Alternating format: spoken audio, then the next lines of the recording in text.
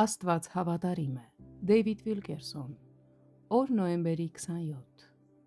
Հավատքի արձագանքներ։ Աստված մեզ տվել է հաստատուն խոստում այս երկրի վրա կյանքի վերաբերյալ։ Նա ասում է, որ երբ մեր թշնամին փորձի մեզ ոտնակոխ անել, պիտի գիտենա իմ ժողովուրդը իմ անունը։ Սրա համար այն օրը, թե ես եմ այն, որ ասում եմ, ահա ես։ Եսայի 52:6 խոսք։ Այլ կերպ ասած, Աստված ասում է. երբ դուք ձեր ամենամռայլ փորձության մեջ լինեք, ես կգամ և կխոսեմ ձեզ հետ։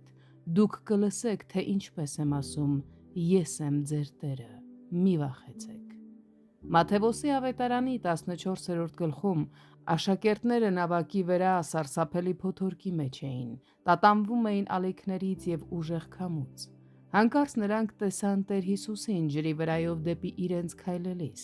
Սուրբ Գիրքն ասում է. «Եվ աշակերտները, երբ որ տեսան նրան ծովի վրա գնալիս, շփոթվեցան և ասեցին, թե աչքի երևույթ բան է, և վախից աղաղակեցին»։ Մատթեոս 14:26 խոսք։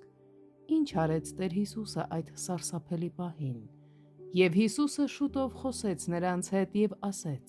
«Քաջ եղեք, ես եմ, մի վախենաք»։ Խոսք 27։ Հաճախ եմ մտածել, թե ինչու է Տեր Հիսուսն ասում այս կոնկրետ խոսքը՝ քաջ եղեք։ Ինչու պետք է նա ասեր այն մարդկանց, ովքեր կարծում էին, որ շատ մոտ են մահվանը։ Քաջ եղեք բառը նշանակում է հանգստություն, ոգևորություն, անվախություն։ Այստեղ աշակերտների տառապանքի ժամանակ Տեր Հիսուսը այս բառը կապեց իր էության հետ։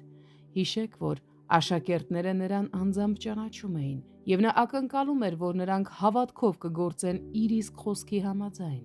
Նա ասաց. «Հայրը խոստացավ, որ ես կգամ ձեզ մոտ ձեր փոթորկի մեջ։ Գրված է. այն օրը կիմանան, թե ես եմ այն, որ ասում եմ, ահա ես, ով խաղաղություն է բերում։ Հիմա ես եկել եմ ձեզ մոտ ձեր փոթորկի մեջ։ Ինձ նայեք, Հիսուսն եմ, որ հենց ձեզ հետ է այս ամենի մեջ։ Քաջ եղեք»։ Սիրելիներ, եկեք մեր Փրկչին հավատքով արձագանք տանք մեր բոլոր դժվարին ժամանակներում։